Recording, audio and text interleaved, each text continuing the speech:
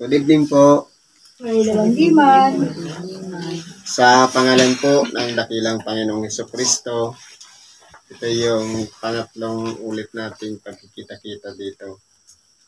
Una po ang ating pagbati ng magandang gabi sa ating mga kapatid ko sa laman. At ganoon din sa puno ng barangay na ito, mula sa kapitan, mga kagawad. At ganoon din sa lahat ng nasasakupan ng barangay. At magandang umaga naman sa mga espiritu, ano man ang kalagayan, mula sa mataas, sa hari, reyna, prinsipe, prinsesa, mga doki, ministro, punong gwardya at mga gwardya, at mga mamamayan na nabubuhay din dito sa ibabaw ng lupa o sa ilalim ng lupa. Ngayon po, meron tayong aralin, ang ating pong bibigyan ng buhay, ang ikalawang aralin. Ayon po sa sulat ni Apostol Santiago, Kapitulo 2, versikulo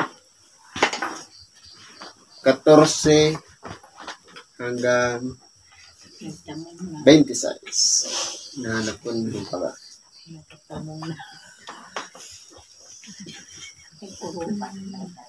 Ngayon po, ang mensahe ngayon,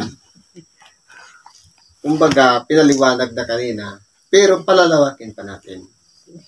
Ayon sa kalooban ng Espiritu Santo na nagtuturo, maging sa akin man at sa inyo, para ang salita ng Diyos ay mas lalo pa nating maunawaan at maiugnay natin sa ating mga sarili. Sabi ganito, anong pakikinabangin, mga kapatid ko, kung sinasabi ng sinuman na siya'y may pananampalataya, ngunit walang mga gawa, makapagliligtas ba sa kaniya ang pananampalatayang iyan? Halimbawa, ang pananampalataya, sabi sa English, belief o paniniwala. Tayo, mga mananampalataya o mga believers. Halimbawa, sinasabi natin, nananampalataya ako sa Diyos. Nananampalataya ako na may Espiritu. Pero, hindi naman natin nirerespeto ang Diyos sa pamamagitan ng pakikinig ng kanyang aral. Halimbawa, ang Diyos, ang nais niya, tayo sumunod sa kanyang kalooban. Makinig tayo sa kanyang mga aral. Kung puro lang, halimbawa, mananampalataya tayo. Ang ginagawa lang naman natin, manalangin. Kulang. Dahil ang mangyari po noon, siyempre, halimbawa, tayo yung mga tao nasa baba, ang Diyos nasa taas, nananalangin tayo, yung gusto nating mangyari, idinadaan natin sa panalangin. Siya, tagapakinig. Ngayon, hindi patas kung tayo lang ang hingi ng pabor, ayaw naman natin bigyan ng pabor ang Diyos para makinig ng Ebanghelyo. Kung sa panahon natin ngayon, yung pagsamba, pagdako sa mga templo, sa simbahan, para makinig ng Ebanghelyo. Dahil sa Ebanghelyo po, siya naman yung nagsasalita. Gumagamit lang siya ng bibig ng tao. Nandiyan yung mga pastor, pare, mga ebanghelista na nagpapangaral ng salita ng Diyos. Kaya sabihin na, naniniwala tayo sa Diyos. Pero ayaw natin pakinggan ang kanyang aral. Useless po ang pagiging nating believers. Kaya, wala po tayong tatamuhing kaligtasan. Dahil, nagiging selfish po tayo. Ang gusto lang natin, ibigay lang yung pabor sa atin. Dapat, ibigay muna natin yung para sa Diyos. Mamaya may halimbawa dito. Ano sabi pa dito? Kung ang isang kapatid na lalaki o babae ay hubad at walang kakanin araw-araw. At ang isa sa inyo magsabi sa kanya, magsiyawan kayong payapa, kayo'y magpainit at magpakabusog. At gayon may hindi ninyo ibinibigay sa kanila ang mga bagay na kinakailangan ng katawan, anong mapapakinabang dito? Halimbawa, ganito yung senaryo.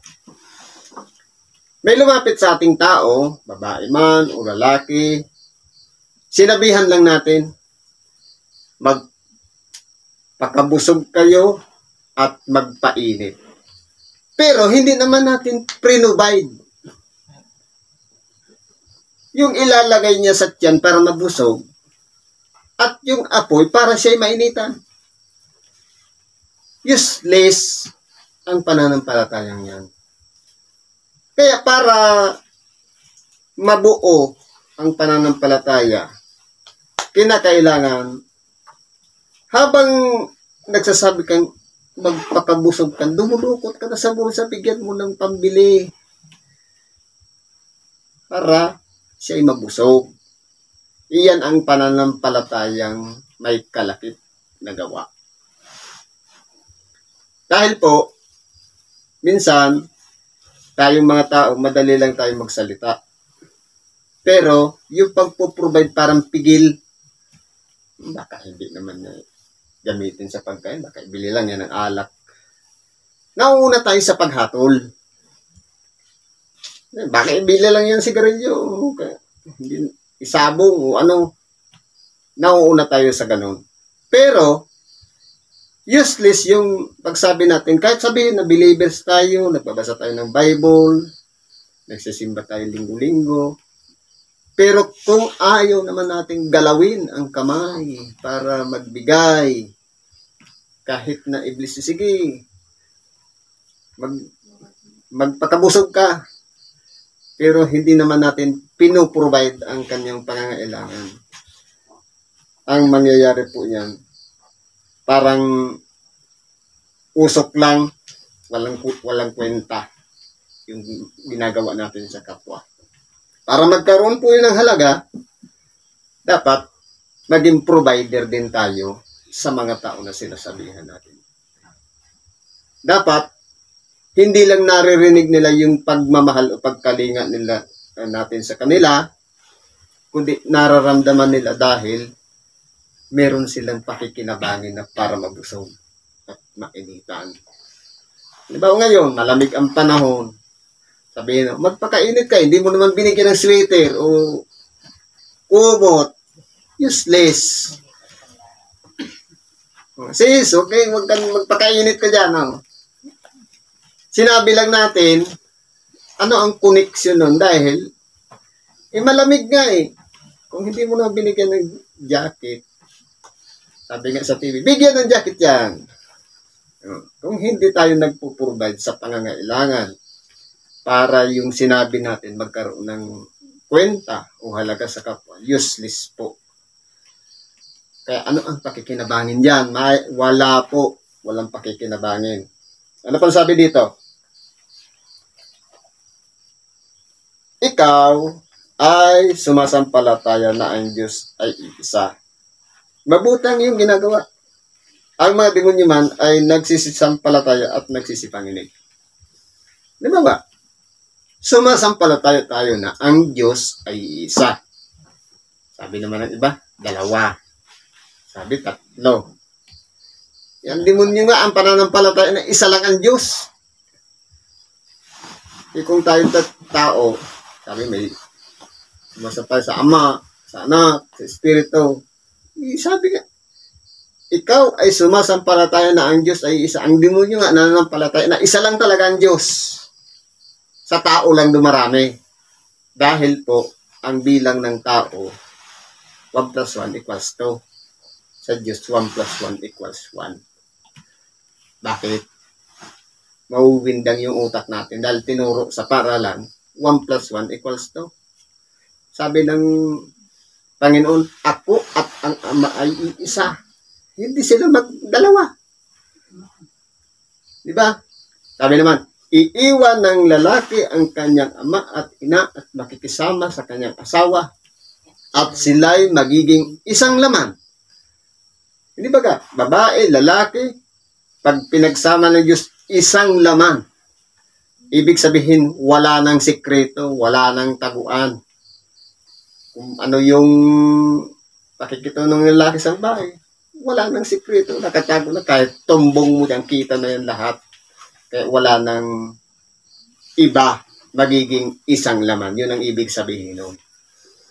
Kung ang tayo na nanampalataya na ang Diyos ay iisa bilang tao, ang mga demonyo man sumasampalataya na ang Diyos ay isa. Di ba buti parehas ang ginagawa? Ikaw ay sumasampalataya na ang Diyos ay isa. Mabuti ang iyong ginagawa. Lamang ang mga demonyo sumasampalataya din na ang Diyos ay iisa. Pero sila naman nanginginig dahil sa takot, dahil sa kanilang mga gawa. Na sa bandang huli, sila ay hahatulan sapagkat marami na silang mga ipinamahamak na mga tao. Dahil sa kanilang mga pagtuturo na tumalikod sa Diyos. Yan po ang trabaho ni Satanas. Ang trabaho ng Diyos, magsugo ng mga ngaral para ang tao magsisi, magbalik loob sa Diyos. Ang turo naman ng kalaban, kontrahin ang Diyos, humiwalay tayo sa Diyos. Kaya sila'y nagsisipanginig dahil sa takot na hatol na kanilang daranasin pagdating ng huling panahon. Kaya kung tayo po, sumasampalataya na ang Diyos ay isa, mabuti. Pero kung dalawa, hindi na yun mabuti. Mas higit pa tayo mas masama doon sa demonyo na sumasampalataya na ang Diyos ay isa. Dapat, ibig mo bagang maalaman o taong walang kabuluhan na ang pananampalataya na walang gawa ay baog? O gusto ba nating malaman na ang pananampalataya na walang mga gawa ay baog? Katulad din naman yan ng ang mag-asawa na walang anak ay baog. Ibig sabihin, walang bunga eh. Kumbaga, yung mga selula sa katawan, patay, kaya hindi makabuo ng anak. Parang ganon. Useless ang pamumuhay. Kaya, sabi dito, hindi baga ang ating amang si Abraham ay inaring ganap sa pamamagitan ng mga gawa dahil sa kanyang inihain si Isaac na kaniyang anak sa ibabaw ng dambana. Ito ang halimbawa. Sabi ng Diyos kay Abraham, pumunta ika nga doon sa Morio at ialay mo ang iyong anak. Ang ginawa ni Abraham, sinama niya si Isaac. Kumuha siya ng panggatong, ng sundang. Tapos, nagtanong pa nga si Isaac, ama ko. Sabi naman ni Abraham, narito ako anak ko. May panggatong tayo. May sulo. Nasaan ang iaalay? Sabi ni Abraham, Diyos ang magbibigay. Pero nung itayo na nung makarating siya doon sa lugar na pinili ng Diyos para mag-alay siya ng handog, nilagay niya yung panggatong, pinahiga niya ngayon doon si Isaac. Nung pagbubuhatan niya ng kamay, nung tatarakan niya na ng sundang, tinawag siya ng anghel. Abraham, Abraham. Narito ako, Panginoon, sagot naman ni Abraham. Sa pangyayari yun, nagkaroon ng isang paglimon ni Abraham doon sa may lalaking tupa doon na huli dahil sumabit yung sungay sa baging. Ang ginawa, inihalili doon kay Isaac. Kaya hindi niya napagbuhatan ng kamay si Isaac. Kaya sinasabi dito, sa pananampalataya, inaring ganap si Abraham. nakita ng Diyos na hindi lang sa pananampalataya ni Abraham sa Diyos, kundi nilakipan niya ng gawa.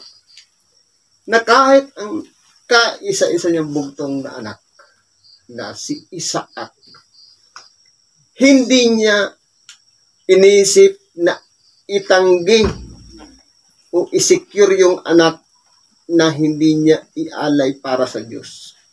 Kasi ang pamantayan ni Abraham, matanda na siya, wala siyang anak. Nagkaroon nga siya ng unang anak kay Agar. Pero, nung maalala ng Diyos si Sarai, nagkaroon ng anak, yun naman si Isaac. Sa tanda ni Abraham, kumbaga wala nang, kumbaga lipas na kasi si Sarai, hindi na magkaroon ng isa pang anak. Pero kayang gawin ni Abraham na yung kanyang nag-iisang anak, ialay sa Diyos. Kaya siya inaring ganap dahil nakita sa pamamagitan ng gawa ni Abraham na kaya niyang isakripisyo ang kanyang anak alang-alang sa Diyos. Tayo po kaya ba natin gawin yan? Siguro kung magagawa natin yan, aariing ganap din tayo ng Diyos. Dahil makikita po yun sa ating mga gawa. Kaya po, hindi pwede sabihin na believers ako ng Diyos o ni Christ. Kung hindi naman nakikita, nabitbitin natin ang ating katawan, ilakad ang paa, hanapin ang mga simbahan, magsimba tayo. Yan ang gawa.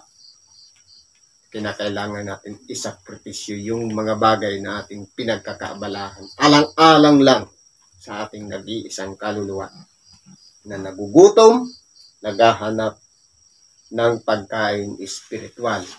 Sa makatuwid bagay, ang salita ng Diyos. Ito po ang magbubusog sa atin para makalusot sa mga problema. Ano pa sabi dito? Nakikita mo na ang pananampalataya ay walang kalakip ng kanyang mga gawa, sa pamamagitan ng mga gawa ay naging sakdal ang pananampalataya. Kaya po naging sakdal na perfect ni Abraham yung pananampalataya.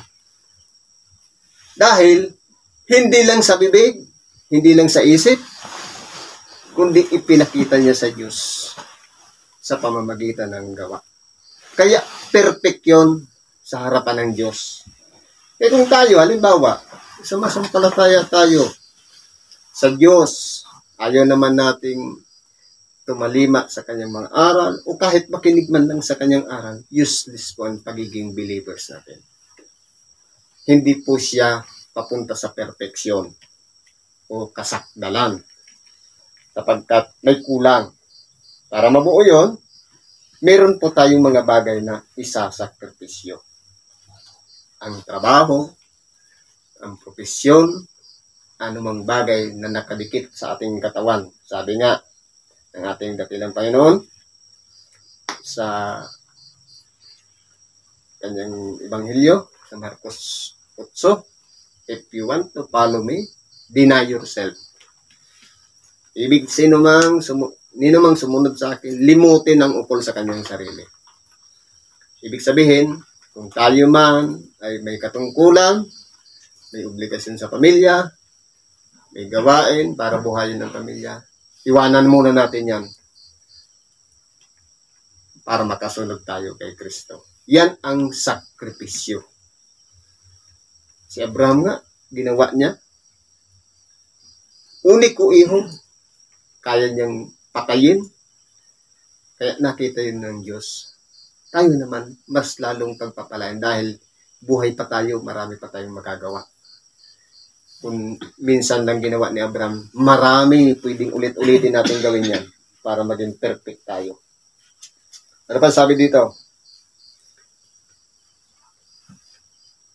At natupad ang kasulatan na nagsasabi, at si Abraham ay sumampalataya sa Diyos, at yaoy ibinilang na katwiran sa kanya at siya'y tinawag na kaibigan ng Diyos. O, kung si Abraham nga, nagtagumpay, tinawag siyang kaibigan ng Diyos, tayo pa kaya na alam na natin may mga kasulatan. Si Abraham, wala pa naman mga Biblia noon. Wala pa naman nagtuturo, kundi Diyos mismo at siya. Mas nakakatakot po, no? Dahil direkta sa Diyos. Tayo, may ibanghilyo pa, pwedeng paulit-ulit tayong pangaralan para magbago, magsisi, magbalik loob sa Diyos. Ano pa sabi dito? Nakikita ninyo na sa pamamagitan ng mga gawa ay inaring ganap ang tao. At hindi sa pamamagitan ng pananampalataya lamang. Kaya po, yung mga gawa, inaaring ganap po ang tao kapag ito'y ginagawa natin. Kaya ibig sabihin, kinakailangan magkasama yun palagi. Yung pananampalataya kasi sa isip lang. Nananampalataya pa ang Diyos. Sinasabi sa bibig pa. Pero hindi naman nakikita sa gawa. Kahit magbasa nga ng Biblia, hindi naman ginagawa. O kahit makinig ng aral, hindi ginagawa. Yung gawa po kasi ang nagpapatibay dun eh. Sabihin natin, believers ako ni Christ, ayaw mo naman magsimba. Useless. Parang ganun yan. Kaya, kung pananampalataya lang na mag-isa, walang gawa, baliwala. Mas maigi pa, gumawa ka na lang kahit hindi ka nagsasalita na believers ka ni Christ o ng Diyos. At gayon din naman, hindi rin baga si Rahab na patutok ay inaring ganap sa pamamagitan ng mga gawa dahil sa tinanggap niya ang mga sugo at kaniyang pinapagdaan sila sa ibang daan. O, tingnan mo naman ang kwento dito kay Rahab. Doon po sa Jericho, nung panahon ni Josue, sapagkat hindi po nakapasok sa lupang pangako si Moises, pinagkalog niya na sa successor niya, kay Josue. Ang ginawa ni Josue, kumuha siyang 2 tiktik o tagamanman para kilalanin yung bayan ng Jericho. Ngayon, nakituluyan sila doon sa isang patutot kay Rahab. Ang patutot sa atin tawag yan hostess. Pero bakit sa dami-dami ng mga sinugo na kung saan sila pupunta, bakit sa hostess pa? Kumbaga, yung hindi lang isang lalaki ang kanyang asawa, marami, kaya tinawag siyang patutot. Ngayon, dahil sa kabutihan na ginawa ng patutot, dahil nung tumuloy kay Rahab yung 2 tiktik, o tagamanman, may nakakita, may nagsumbong sa hari ng Jericho. Ngayon, nagpasugo ng mga hari ng Jericho para hanapin yung 2 tiktik. Ang ginawa ni Rahab, ipinanhik yung 2 tiktik doon sa bubungan. Nilagyan ng pagtataguan. Kumbaga, hindi naman pinatago na kagaya ng mga nahuhuli na tumago ka na kahit saan. Pero ni-fair niya naman talaga. Inayusan niya na maging secure naman, safe, na hindi sila mahulog, hindi matakot. Pagkatapos, nung lumapit na yung sugo ng hari, meron ikang tiktik na nagmamanman sa lupain. Anong ginawa ni Rahab? Sa halip na magsabi ng katotohanan, ikinaila niya na meron siyang pinatuloy na tiktik. Kaya sinecure niya muna yung bago siya humarap doon. Pagkatapos, sinabihan niya pa. Nagsinungaling siya doon sa mga sugo ng hari. Sabi niya doon sa mga sinugo ng hari. Totoo, may pumasok dito pero hindi ko kilala kung taga saan sila. At sila'y umalis agad. Habulin ninyo, baka maabutan pa ninyo. Ang ginawa naman ng iniwan si Rahab. Tapos, pumunta hanggang pinto ang bayan. Kasi noon, ang mga syudad, may tinatawag na gate. Halimbawa, itong Aroro, yung ibang lugar, iba naman na barangay, may bakod yan, buong barangay na yan. Tapos may pinaka-gate. Kung ano yung kalsada, nandun yung pintong ang bayan, tinatawag. Nung hinabol nila, wala silang nakikita, sinarahan nila yung pinto ang bayan. Ang ginawa naman ni Rahab, pumanhik sa doon sa bundok, sa bubungan, kinausap din dalawa. Pinatuloy niya, pinakain niya. Kumbaga, in-entertain niya. Kaya nangyari, inaring ganap din si Rahab dahil sa kanyang gawa. Na bagamat siya'y masamang babae, hindi na kalulugod sa Diyos ang kanyang ginagawa. Dahil sa kabutihan na ginawa niya sa sinugo ni Josue na 2 tiktik para magkaroon ng pangyayari ng kalooban ng Diyos na yung lupain ng Kanaan o ng Jericho ay makubkob nila at mapasakamay nila sapagkat yun ay ipinagkaloob na ng Diyos para sa kanila. Sapagkat ang ginawa po doon ni Josue, nilibot yun ng 7 ulit hanggang sa magiba yung buong syudad. Kaya yun na yung Israel ngayon na pinakanahanan ng mga Israelita.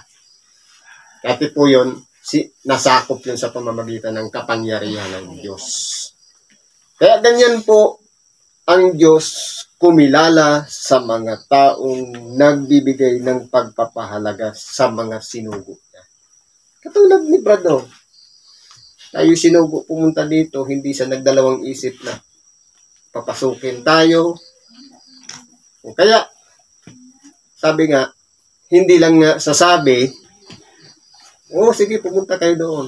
Pero nung pumunta tayo, ganun talaga yung paggawa niya. In-entertain talaga tayo na papasukin, welcome tayo. Ganyan po ang ginawa, katulad ng ginawa ni Rahab sa patuto. Sana'y ganun din ang gawin natin sa lahat ng mga tao na lumalapit sa atin. Kaya po, ang pananampalataya po, kulang, kinakailangan palagi nating lalakipan ng gawa para maging perfect o maging sakdal o ganap. Sabi sa panghuli, sapagkat kung paano ang katawan na walang espiritu ay patay, ay gayon din naman ang pananampalataya na walang mga gawa ay patay. Kung tayo'y may pananampalataya lamang walang gawa, katulad yan ng tao na walang espiritu ay patay. Sabi sa doktor, dead, medically dead. Hindi na humihinga. Para huminga, pagsamahin natin yung espiritu at katawan para magkaroon ng kaluluwang buhay. Katulad naman natin, para maging sakdal, wag lang pananampalataya, kundi lakipan natin ng gawa. Yan po, para mabuhay sa ating pagkatao na may pakinabang tayo sa ating kapwa. Kaya po, madali lang sabihin, believers tayo. Madali lang sabihin na sumusunod tayo kay Kristo.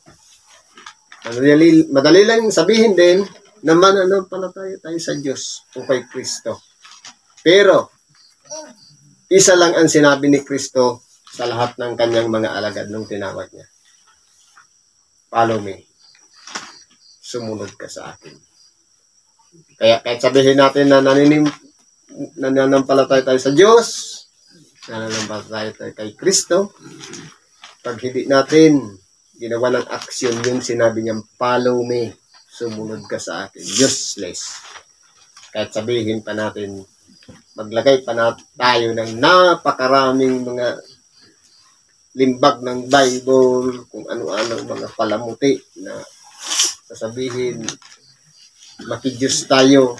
Pero kung hindi nakikita sa gawa, baliwala po. Para magkaroon ng halaga, kinakailangan pagsamahin natin yung gawa at pananampalataya para mabuhay tayo sa Diyos. Siguro ang ganyan muna ang may babahagi ko ngayon. Salamat po at pagpalain tayo ng Diyos. Ano naman ang ating mga kahilingan sa Diyos, idulog natin sa Kanya. At lakipan natin ng pananampalataya o pagsunod sa Kanyang kalooban. Salamat at magandang gabi sa ating lahat.